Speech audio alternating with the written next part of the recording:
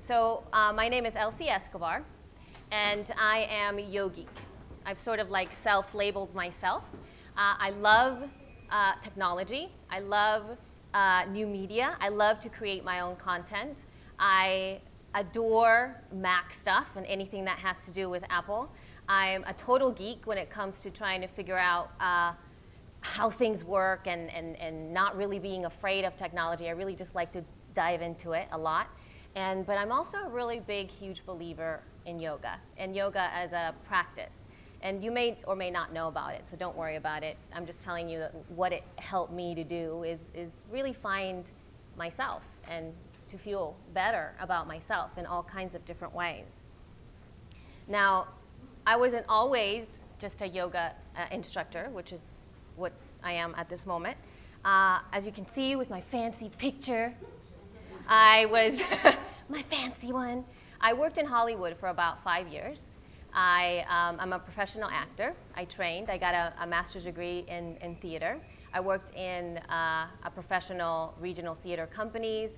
I did films. I did make movies. I did TV shows and all that fun stuff over in Hollywood. So that's what that picture is over there, where I look all fancy. And while I was doing all that work over there, I started to take yoga classes, and they really started to help me. They started to make me feel better about myself and about my body and about my relationships. And all of a sudden, I started to study it some more, and I started to teach it. And as I started to teach it, I started to delve also into the new media space. So I started to create a lot of content that had to do with my yoga stuff. And as I started to go into the world with this new voice, I ended up falling in love and making a tiny little one that does yoga too. And I ended up moving over to Pittsburgh, and this is where I am at the moment, teaching yoga and still creating my online content. But how did all of this whole thing happen, especially with the whole acting thing? Well, do you guys still have electives at school? Like when you go to class, you pick at electives and stuff? No, no. Well, back in the day, I had to pick an elective. You know, there were like the regular classes, and I had to pick electives. And one of the electives that I chose was French. I wanted to take a French class, French course. My second choice was an acting course, or a theater course. And French was full. So I got stuck with the theater, and I was really, really, really scared. In fact, that was the first time I ever ditched class, was when I had to do my first monologue. I was so scared. I was so scared I didn't even want to go to class, because it was really scary to me. But I ended up being kind of good at it, and you know, my professors really helped me, and I ended up going to Loyola Marymount University and getting my BFA and my Bachelor's of Fine Arts there. And then as I was there, I decided to apply to a master's program just because they only accepted 5 men and 3 women nationally a year. And I figured, why not? And I got in. So I ended up getting a master's degree in theater also, which was at a school that was chartered by Congress. So it's the only MFA program in the country that is not part of a university. I actually got an opportunity to work with professional actors on stage. It's an experience that I will never, ever forget. It was a pretty powerful thing. After I finished my MFA, I decided to go to Hollywood. And that's where I ended up, and I started to do my stuff. And after working in Hollywood, I was a little bit disappointed by the whole thing. It made me feel not very good at all, and which is one of the reasons I stepped into yoga. And I started to feel better about myself doing yoga. And I started to teach yoga. And as I started to teach yoga, I started to continually work inside the industry of acting and entertainment, because a lot of people in the entertainment industry do yoga.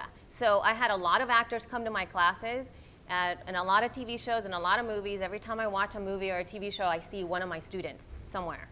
Oh, yay, look at the person. Oh, I like that person. Tons of them. I can't even begin to tell you their names. But I did work privately with Nicole Kidman. She was my private client. I got a chance to go and work with her on the set of Bewitched when she was shooting over in Los Angeles. And she met me just because she came to one of my classes, and she decided she wanted to work with me. She just called the studio and hired me to work with her. So I used to do a lot of work like that with a lot of different actors. which was a really, even then, I didn't like it, because you're always at the beck and call of the theater or the acting community. So there was a lot of cancellations happening because movies are always running late, and it was kind of sucky. So now I have labeled myself a magic maker. That's what I do. I try to bring the best of myself to everything that I do, and I try to empower people to also tune into that greatness that's inside of themselves, because I did not feel that when I was in Hollywood at all. It actually made me feel the crappiest I've ever felt, to be honest. So to me, seeing the beauty of the everyday, being able to capture magic all the time, everywhere that you go, and literally take it inside of yourself is the key to literally living your life as fully as you can. And it's really not about anything other than being who you are, because that's where the magic lies all the time. But that was not always the case with me. I suffered a lot from it with anxiety. It started when I was in middle school. I used to wake up and feel nauseous. Anytime that I smelled, like I remember smelling eggs in the morning because my mom was making eggs, I got so scared because I didn't want to go to middle school. There was a time when I was bullied because basically of the way that I looked in the school system that I was in. And so I was very afraid, specifically of other girls. Other girls were really mean to me because of the way that I looked, because of the way that I'm a Latino. I was born in El Salvador. And I happen to not look necessarily too brown, so to speak. I have an ethnicity going to me, but all of the girls that looked a little bit more Latin and that were raised in this country used to really hurt me, hurt my feelings, and go after me because I was nice and because I did my work and because I wanted to be a good person. And that didn't drive with what they were doing, so I was very scared. I didn't want to go to school. And that sort of anxiety and that sort of like fear carried with me while I went to high school. And I didn't quite know how to deal with that kind of stuff. And so keeping that kind of fear with me, even as I started to do well, because as you saw, I did all kinds of really fancy stuff. But I was always afraid, and I was always not feeling confident in myself. And I was feeling overwhelmed and stressed out the majority of the time, which led me to being afraid all the time of any new situations. It made me make choices that were not good for me, particularly with relationships. I aligned with people, and I gave power to people that didn't enhance who I was. And I disconnected with the things around me, and I didn't really feel too good about myself, which is why I was telling you that when I was doing the acting thing in Hollywood, it didn't make me feel good at all. I was very afraid. I didn't want to wake up in the mornings. My agents and managers were calling me on the phone, and I didn't want to answer the phone because I was afraid. I didn't want to go to auditions. I didn't want to get callbacks. I didn't want any of that because I wasn't being who I was. That's where the power lies. I wasn't being who I was.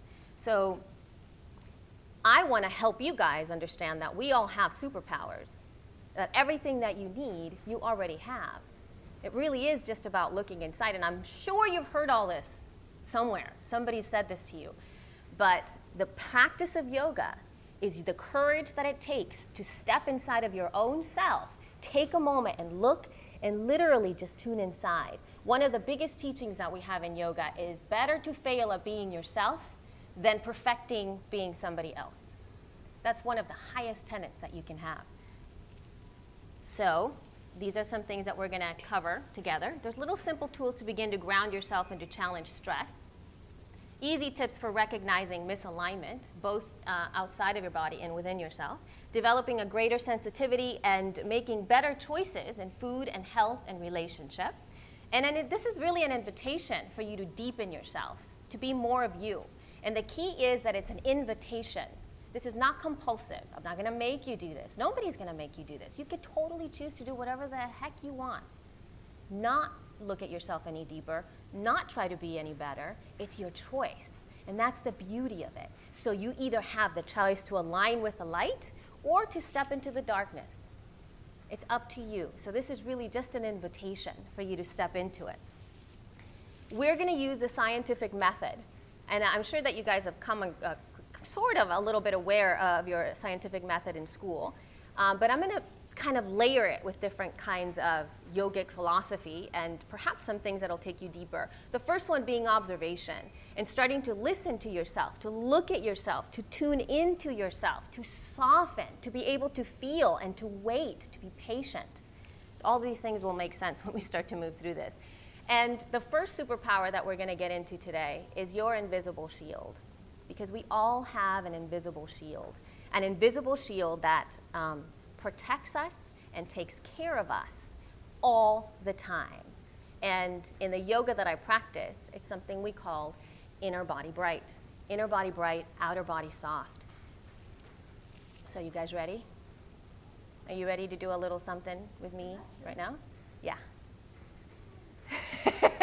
So, you know, it's kind of interesting because when you start to think about, when you look at something like that and you go, oh my God, I can't even, oh my God.